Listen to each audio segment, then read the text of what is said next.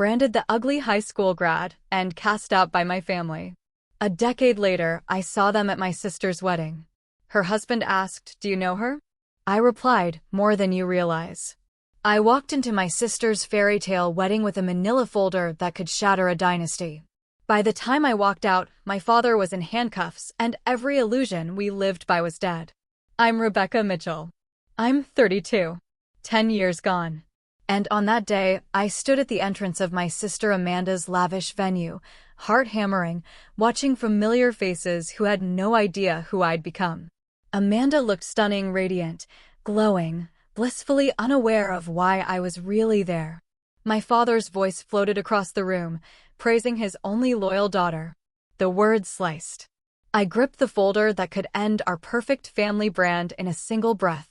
The wedding planner announced it was time for speeches, and I started toward the microphone. If you're watching this and you've ever been betrayed by the people meant to protect you most, you are not alone. Family secrets don't stay buried forever. They explode. Tell me where you're watching from today, I'm listening. And if this story resonates, tap subscribe. I share real stories where family karma finally catches up. Now, let me take you to where it all began. I grew up in Fairfield, Connecticut, where lawns are clipped with surgical precision and lives are curated like museum exhibits. Our 6-bedroom colonial had a heated pool and a tennis court. People envied us. My father, James Mitchell, was a respected heart surgeon at Greenwich Memorial. My mother, Elizabeth, was a perfect socialite, charity galas, country club memberships, a smile that never cracked in public. Amanda arrived 3 years after me. From the start, she was my shadow. I read her bedtime stories, braided her hair, chased off Westfield Academy mean girls. We whispered secrets under blanket forts and pinky promised we'd stand in each other's weddings someday. When thunderstorms rattled the windows, she'd crawl into my bed. "Becca," she'd whisper, "promise we'll always be sisters." "I promise, Mandy," I'd say. Nothing could come between us. But beneath the gloss, rot was spreading. I was 14 when I heard it, the voice my father reserved for women who weren't my mother. I confronted him. He slapped me so hard my ears rang. His first time ever hitting me. His eyes went cold. "You will never mention this again," he hissed. "This is adult business." And my mother? She numbed herself with vodka hidden in water bottles. By noon most days, her speech would slip. I'd find her passed out in the sunroom. "Headaches," she would say at dinner. Always headaches. As we got older, we adapted differently to the toxicity. I rebelled, black hair, too much eyeliner, curfew a joke, calling out the hypocrisy. Amanda doubled down on perfection. Straight A's. Student council. Charity hours curated for college apps. Pretty posts. Pretty smiles. "Why do you have to make everything difficult?" she'd plead after I'd sparred with our father. "Just play along." "Because it's all fake," I'd snap. "You don't see how messed up this is?" She didn't want to see. Our father praised her. I got shade. In public, he'd beam, "This is my brilliant daughter, Amanda." Then gesture vaguely at me. "And this is Rebecca." The beginning of the end came on my 18th birthday. He'd staged a classy country club dinner I never wanted, because that was Mitchell tradition. I noticed his hand lingering too long on the 25-year-old event coordinator's back. Later, I caught them kissing in his office while I was hunting for champagne. Something in me snapped. I returned to the dining room, the 30 guests, the donors, the board members, the relatives. I clinked my glass. "Thank you for coming," I said, voice steady even though my hand shook. Silence fell. My mother went pale. Amanda looked mortified. My father's face morphed from shock to fury. "Rebecca is intoxicated," he announced smoothly. "Inappropriate jokes. Jessica is a family friend helping tonight. Let's wrap up." 30 minutes later, guests were ushered out with apologies and gift bags. At home, my father detonated. "You ungrateful little bitch," he roared across the marble kitchen. "Do you have any idea what you've done?" "Those people are hospital board members, donors." "Good," I shot back. "Let them see who you really are." He laughed without humor. "I gave you everything. This house. Your education. Your clothes. You gave me nothing but embarrassment." My mother stared at her wine. Amanda cried in the doorway. Becca, how could you? You ruined everything. And that was the moment I realized I was alone in a house full of people. I want you out, my father said, suddenly calm. Two choices. Keep quiet, apologize, follow the rules. Or leave and never come back. I looked to my mother for help. She wouldn't meet my eyes. Mandy, I whispered, you know I'm telling the truth. She shook her head. You're being dramatic. You always have to be the center of attention. That cut deeper than the slap. Fine, I said. I'll leave. I packed a backpack. Clothes. Toiletries. A few photos. He watched from my doorway, arms crossed. Your cards are canceled. The car stays, my name's on the lease. He handed me $500 bills. This is more than you deserve. Don't contact us. Don't come back. Don't use our name. You're dead to us now. I stepped into the October chill with $500 and a backpack. 18. No one followed. The first year was a free fall. Shelters when I could. Friends' couches until their parents got tense. Minimum wage jobs, gas station cashier, overnight stalker at a grocery store, diner dishwasher. I cleaned locker rooms at a gym to get a shower. I learned which fast food places let you sit for hours on a single coffee. Libraries became my refuge. Not once did my family call, text, or email. Rebecca Mitchell died that night, at least to them. 6 months in, I hit rock bottom, fired after falling asleep at a register following a 30-hour stretch awake.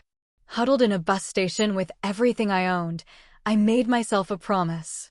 I would not just survive. I would win. And one day, he would regret throwing me away. The next morning, I walked into Hartford Community College. With my grades from Westfield, I qualified for need-based scholarships and aid. I rented a shabby room with 4 students. I took 3 jobs: morning barista, afternoon library assistant, weekend server. My life was a loop: classes 8 to 2, work until midnight, study until 3, sleep 4 hours, repeat. Ramen and day-old pastries. Thrift store clothes. DIY haircuts. And for the first time in my life, I felt honest. I wasn't performing for the Mitchell brand. I was just me. Second semester, I took Intro to Law with Professor Linda Harris. She was everything I wanted to be: brilliant, composed, respected without demanding it. After I aced the first exam, she asked me to stay. You have a remarkable analytical mind, Rebecca, she said. But you look exhausted. Are you okay? Her kindness broke through my armor. I told her everything. The family. The ultimatum. The couch surfing, the exhaustion, the vow. She didn't pity me. She understood.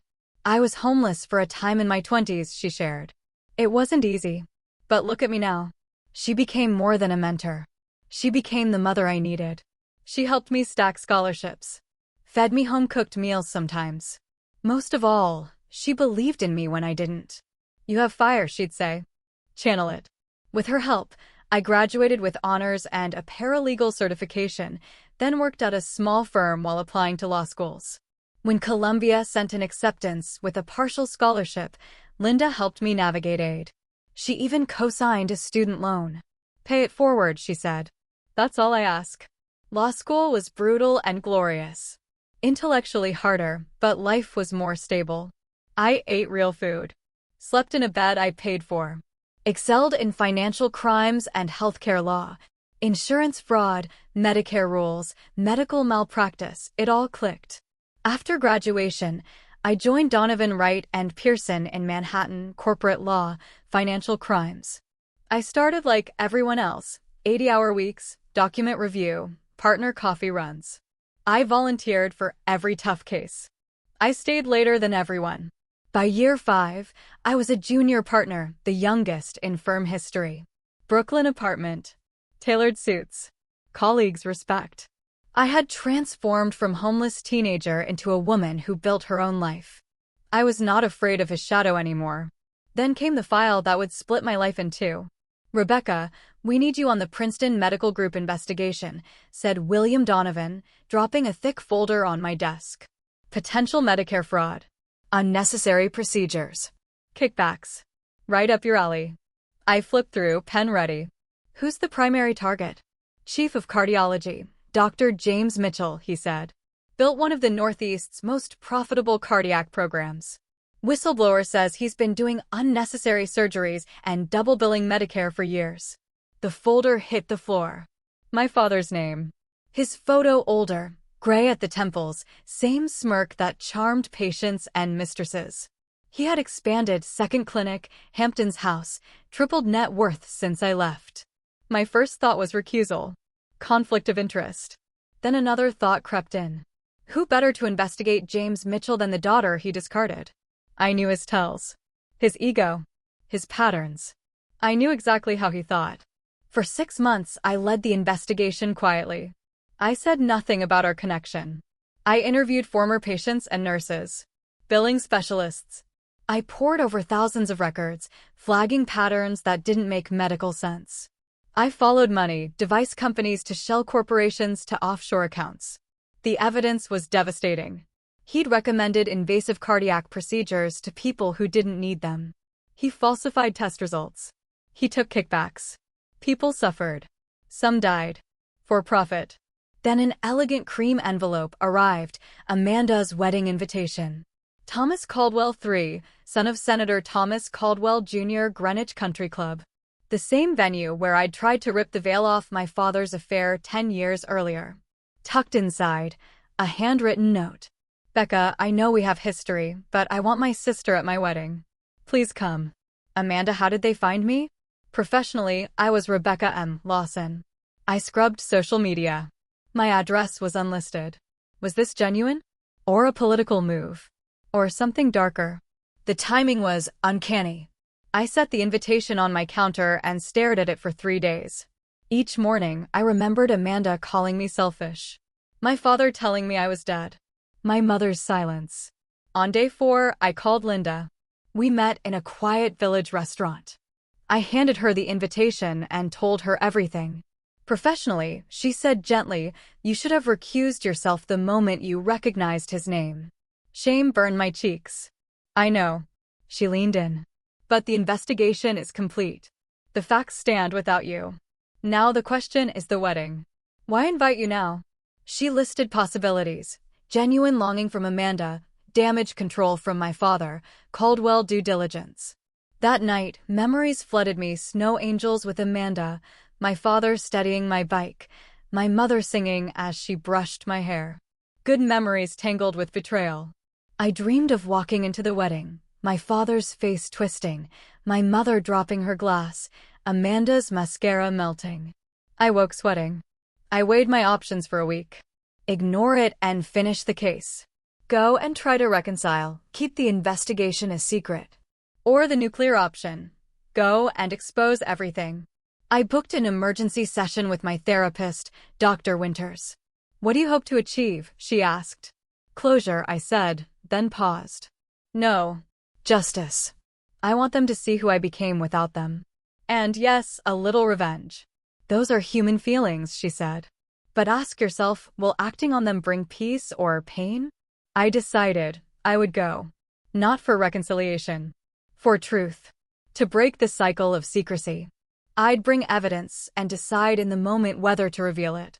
I called FBI agent Samantha Taylor, someone I'd worked with on previous financial cases. We met at the federal building. I told her everything, who James Mitchell was to me, why I hadn't recused, the wedding invitation. Disappointment flickered across her face. This could compromise the case, Ms. Lawson. Defense will scream personal vendetta. The evidence stands, I said. It's clean. Authenticated. Corroborated. My connection doesn't change the facts. We struck a deal. The FBI would continue independently of my files. I would attend as Rebecca Mitchell, no public accusations, no law enforcement theatrics. If I chose to confront my family privately, that was my call. We're about 2 weeks from an arrest warrant, she said as I left. Whatever you do at that wedding, remember, justice is coming, with or without a mic. I prepared like I was walking into a deposition with the devil. A classic black dress from Saks. Hair, nails, makeup. A room at the Madison Hotel, a mile from the club. I gave my itinerary to Linda and my assistant Natalie. If you don't hear from me by Sunday night, call Agent Taylor, I said, handing over the number. I packed a slim manila folder, enough to prove his crimes without jeopardizing the FBI's case. The night before I left, my phone rang. Unknown Connecticut number. Hello. Rebecca, it's Amanda. Her voice, older, but instantly her. I wanted to make sure you got the invitation. And to say, I hope you'll come. I'll be there, I heard myself say, flat and far away. Really? She sounded relieved. There's so much I want to talk about. We'll have plenty to discuss, I said, eyeing the folder. Yes, she whispered. We will. When the call ended, I sat and cried. Was I about to make a terrible mistake? I drove up the next morning. Each mile brought a new memory. I checked into the hotel as Rebecca Lawson. I wasn't ready to reclaim Mitchell, not yet. I drove past our old house. New family. New landscaping. I parked near the rehearsal dinner and watched through the window. My father, distinguished, polished. My mother, elegant, thinner. Amanda, glowing beside Thomas Caldwell III. Picture perfect. I drove back and rehearsed what I might say. My mind cycled through endings like a film editor on speed. At dawn, I woke with a racing heart. The ceremony was at 2, but my body was already in fight or flight. I tried to eat. Couldn't. At 11, I started getting ready slowly, carefully, something to ground me. I twisted my hair into an elegant updo, framed the green eyes I got from my mother, and slipped into my dress. I looked nothing like the black-haired teenager who left with a backpack. I looked powerful, composed. But when I closed my eyes, I was 18 again, shivering on the sidewalk. You can do this, I told my reflection. Then the panic hit, tight chest, short breaths. I sank to the floor and let the tears come. 15 minutes of breathing, grounding, naming 5 things I could see, 4 I could touch, 3 I could hear. The wave passed. I fixed my makeup, called a car. Greenwich Country Club, I told the driver. It was exactly the same. Manicured grounds sloping to the sound. White columns. Flowers taller than toddlers. Guests in designer suits gliding across marble. At the entrance, a young woman with a tablet smiled. Name? Rebecca Mitchell. The name felt foreign. Her eyes widened. Oh, Ms. Mitchell. You're on the priority list. An older woman approached. I'm Frances, the coordinator. The bride asked that we escort you in personally. Would you like to see her before the ceremony? No, I said too quickly. I'll find my seat. Of course. You're at table 3 for the reception family table. For the ceremony, would you prefer back is fine, I said. I don't want to disrupt anything. I slipped into the last row aisle seat. Easy exit if I needed it. I watched without being seen. Relatives from holiday dinners moving slower, hair grayer. My father's colleagues in suits. Their wives comparing diamonds. The senator and his wife greeting people like seasoned diplomats. Rebecca? Rebecca Mitchell. I turned. My Aunt Catherine gawked, then hugged me stiffly. We all wondered if you'd come. You look grown up. 10 years will do that, I smiled tightly. Such a shame. All of that, she murmured. But water under the bridge. Before I could answer, her husband called. As she walked off, I heard her whisper to another guest, that's the one who ran off. Troubled. The label burned. I excused myself to the ladies' lounge, splashed cold water on my wrists to steady my pulse. The door opened. My mother froze in the mirror's reflection. She'd aged so much, paler, thinner, auburn hair gone soft gray. Shock flashed, then the old mask slid into place. Rebecca. You came. She moved carefully, as if approaching a skittish animal. Amanda will be pleased. Will she? I asked. Or was my invitation just for optics? Invite the estranged daughter so no one asks questions. That's not fair, she whispered, glancing at the door. Darling, I know things ended badly, but this is your sister's wedding. Let's not make a scene. There it was. The old script. Don't embarrass the family. Keep the secrets. Maintain appearances. I'm not planning a scene, I said evenly. I'm here because she asked me. Relief flickered. Her eyes scanned my dress, my posture, the steel in my spine. You look successful. What are you doing now? Attorney.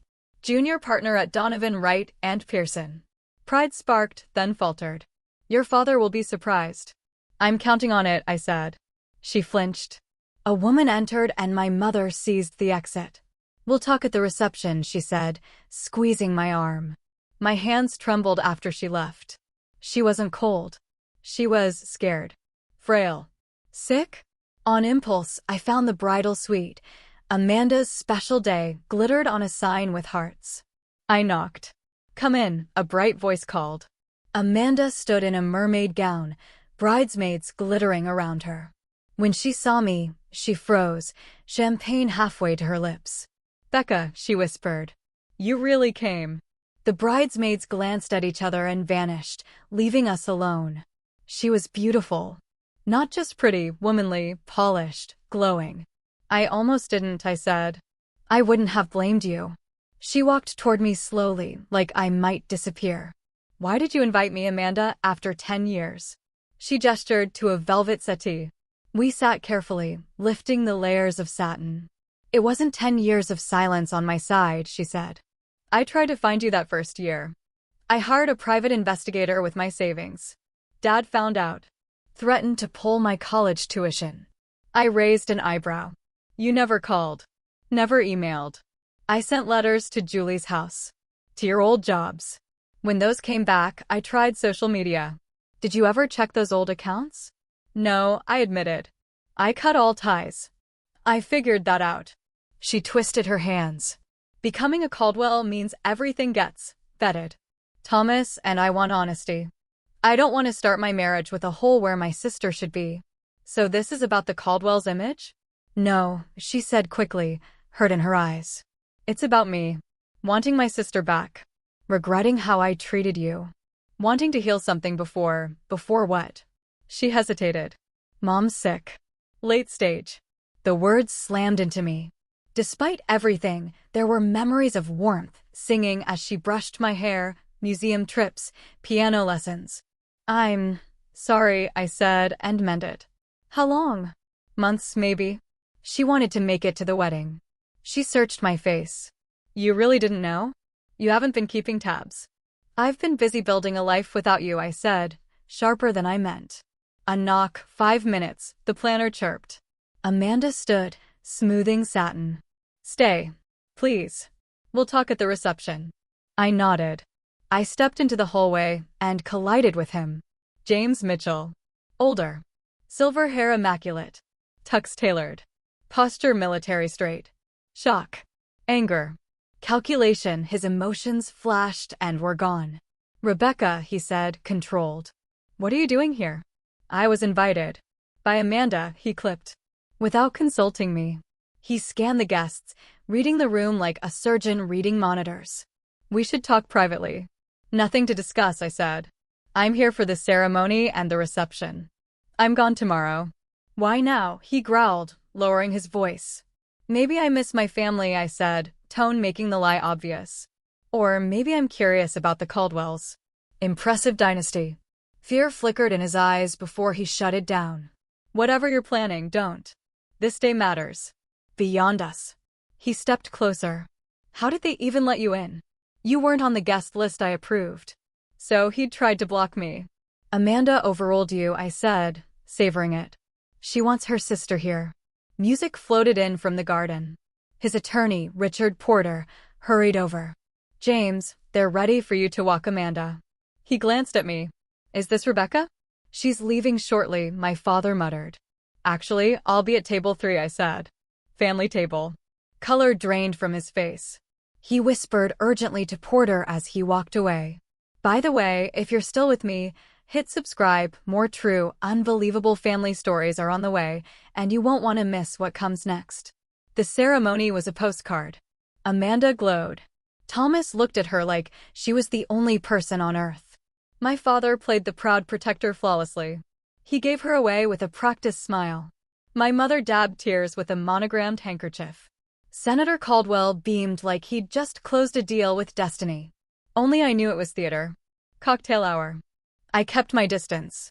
Twice I caught my father watching me, whispering with Porter. Twice my mother started toward me, then retreated. The reception opened in a ballroom washed in candlelight.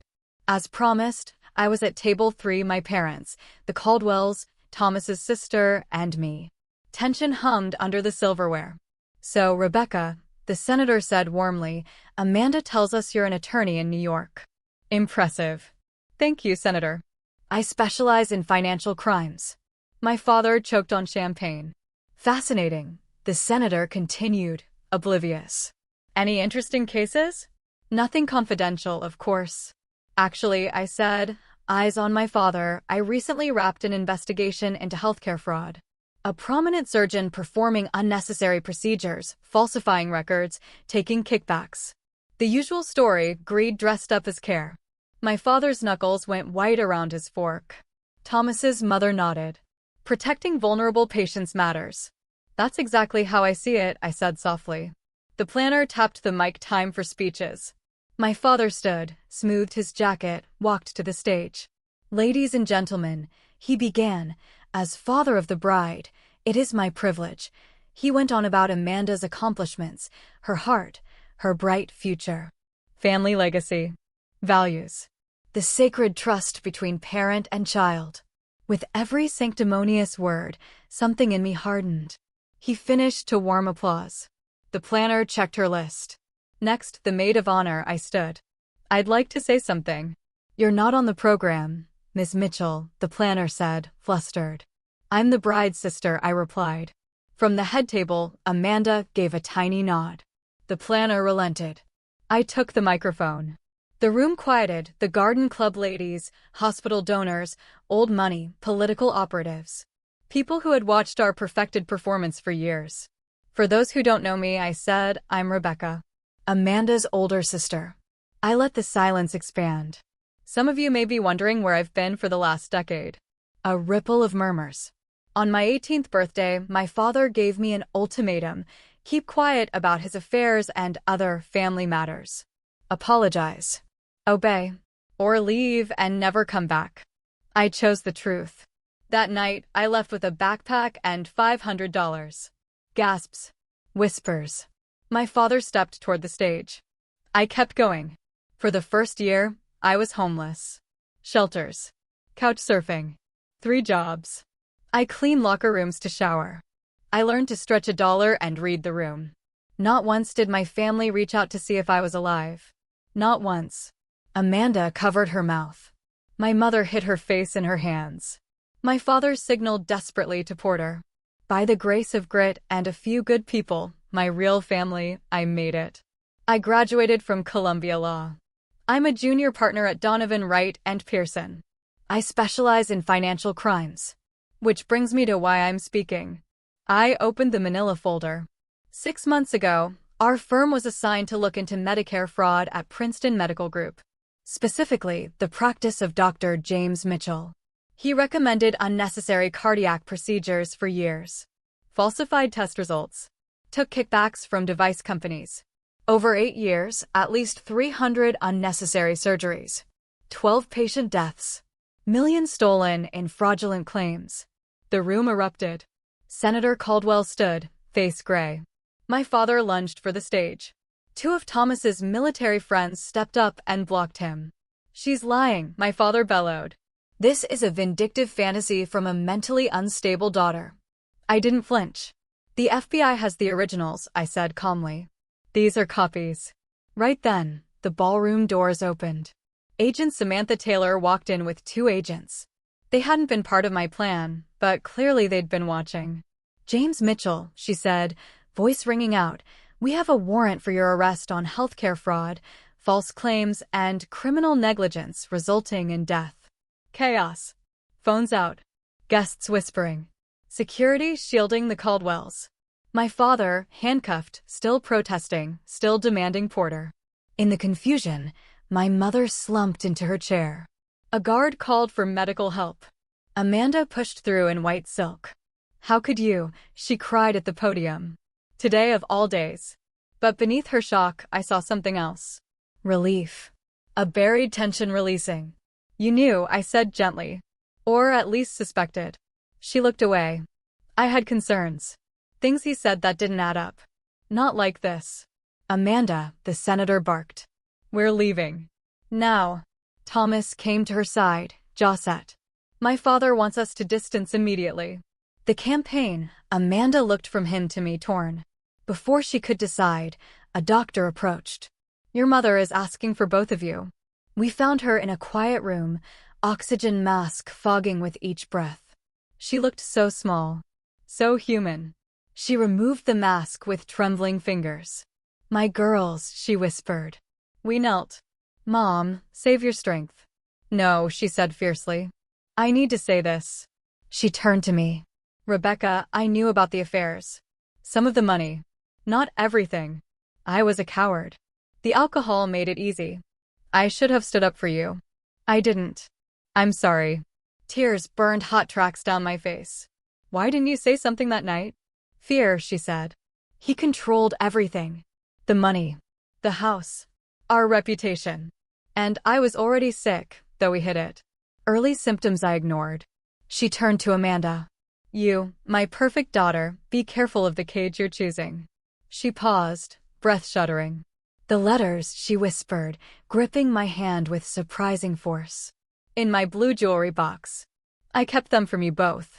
Before I could ask what she meant, the medical team whisked her away. The next morning, it was everywhere. Headlines. Prominent surgeon arrested at daughter's wedding. Caldwell in-law scandal. Medicare fraud rocks political dynasty. My name appeared, too, estranged daughter and the attorney who helped build the case. Reporters camped outside my hotel. I checked out early and drove back to New York. Amanda called on the road. The Caldwells were in full crisis mode. They want an annulment, she said through tears. There's a press conference tomorrow. They expect me to look shocked and devastated by Dad's alleged crimes. Alleged? I said softly. There's nothing alleged about it. I know, she whispered. I believe you. That's what makes this so hard. Where are you? A hotel near the club. I went to the house this morning while Mom was at the hospital. I found the jewelry box.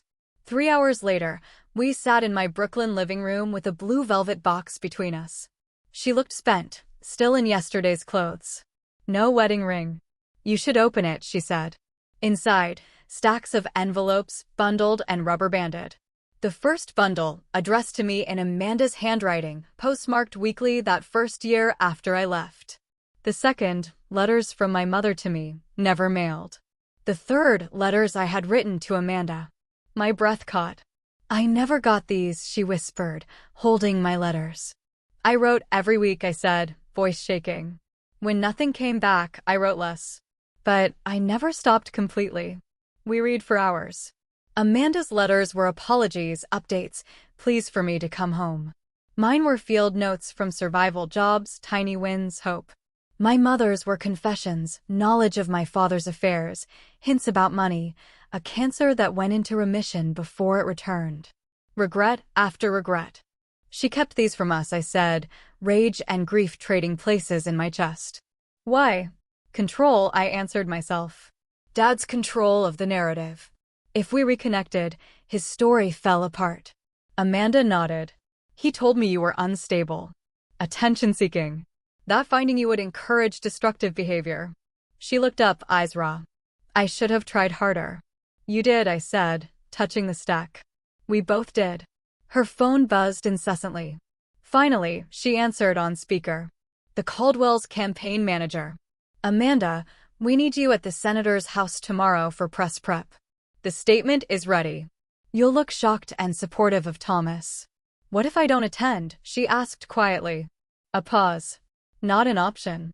Your prenup includes clauses on family loyalty and public appearances.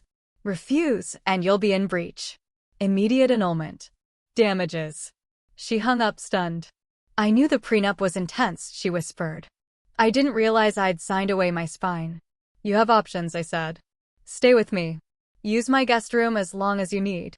We'll find you real work with people who don't care about your pedigree. She looked around my apartment. Not Mitchell nice. But mine. You really built a life without their help, she said softly. Not without help, I corrected. Just not theirs. We visited my mother the next day. She looked smaller, but her eyes were clear. You found the letters, she said. Why, Mom? I asked. Why keep us apart? She closed her eyes. He convinced me it was for the best. That contact would harm you both. I was weak. I wanted stability. She opened her eyes. It's unforgivable. I'm asking for forgiveness anyway. I swallowed. I'm working on it. It'll take time. Time, she said with a wry smile, is the one thing I don't have. Stage 4 pancreatic cancer doesn't negotiate.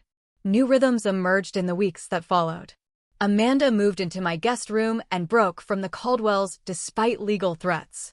My mother chose a hospice near my apartment. My father sat in federal custody, denied bail as a flight risk. The media swarmed at first, cameras outside my building, reporters at the hospice, but we gave no interviews. We were busy building something new out of ashes. At work, the firm removed me from healthcare cases, but kept me on other financial crime matters. The FBI's case surged ahead, charging my father, his office manager, and 2 other doctors. Amanda rebuilt. She took a temp job at a small gallery, then landed a position in museum administration. I always wanted to work in the art world, she confessed over takeout one night. Dad said it wasn't Mitchell-worthy. What else did you want? I asked. Travel that wasn't to luxury resorts, she said. Friends who weren't strategic. A relationship built on love, not pedigree. She smiled sadly. I was the good daughter who stayed. You left, and somehow you got free. A month later, my father asked to see us. Against my better judgment, I went with Amanda to the detention center. He'd lost weight. Still trying to command the room. This case will be thrown out, he said immediately. My attorney will suppress evidence collected by a vindictive family member. The FBI built their case independently, I said. He waved me off. I need character statements. Family solidarity. Amanda and I exchanged a look. That's why you asked us here, she asked. Not to apologize? There is nothing to apologize for, he said flatly. Everything I did was for this family. By slicing into people who didn't need it? I asked. By risking lives for profit? Medicine is a business, he said. I maximized returns. People died, Amanda whispered. He looked uncomfortable, then shrugged. Complications happen. That's why there's insurance. We left without promising him anything. In the parking lot, Amanda cried. He's still trying to control us, she said. He may never change, I told her. But we can. 6 months after the wedding that became an arrest, autumn lit Central Park on fire outside my office window. On my desk, a photo of Amanda and me at the Brooklyn Botanic Garden, real smiles this time. A hospice schedule reminder next to it. The trial was set for January. My father refused a plea. His license was suspended. His assets were frozen.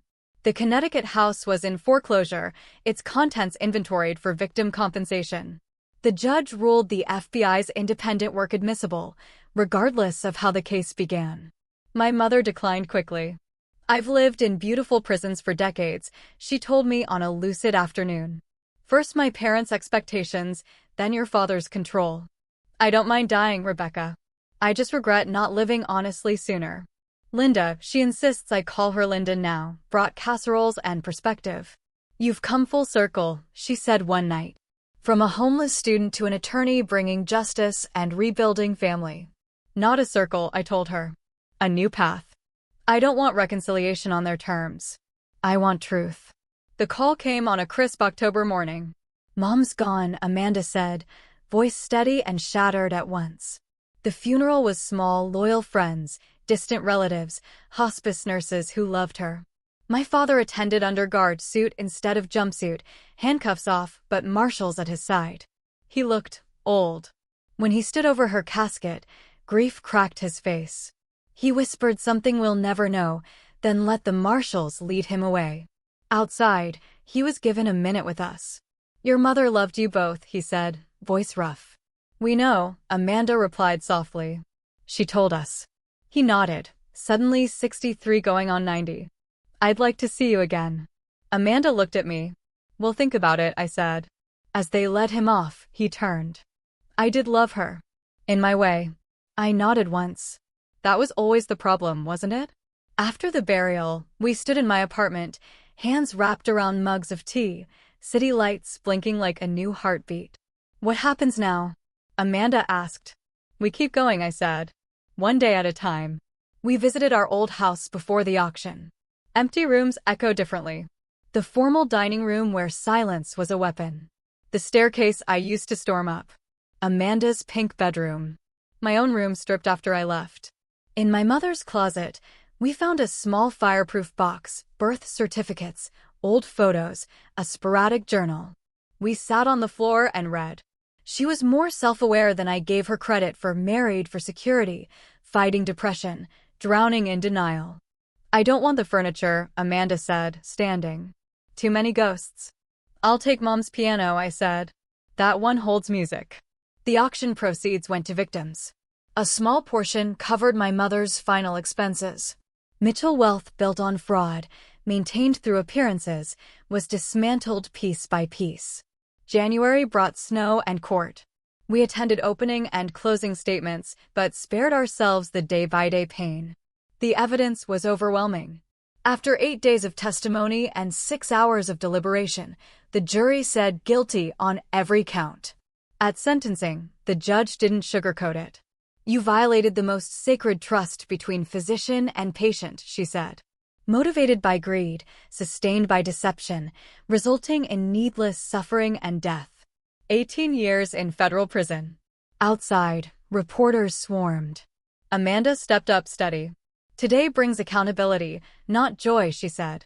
There are no winners when trusted professionals abuse their power. Our hearts are with the patients and families who suffered. And then, finally, the cameras turned elsewhere. We built a new tradition, Sunday dinners at my place with Linda and the friends who carried us through. A chosen family, bound by loyalty and honesty, not optics. One night, as spring returned, Amanda raised a glass. To Rebecca, she said, who had the courage to leave and the strength to return? Who chose truth over comfort and justice over silence? Linda smiled. To both of you for rebuilding on honesty this time. After everyone left, Amanda dried the wine glasses. Do you ever wonder what would have happened if you hadn't left that night? Sometimes, I admit it. But I wouldn't be me. And you wouldn't be you. She laughed softly. It took losing everything to find myself. Not everything, I nudged her. You still have me.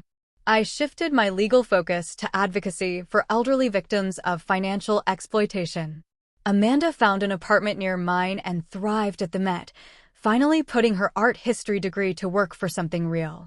Sometimes I drive to Pennsylvania to see my father. Our conversations are hard. He struggles to own what he did.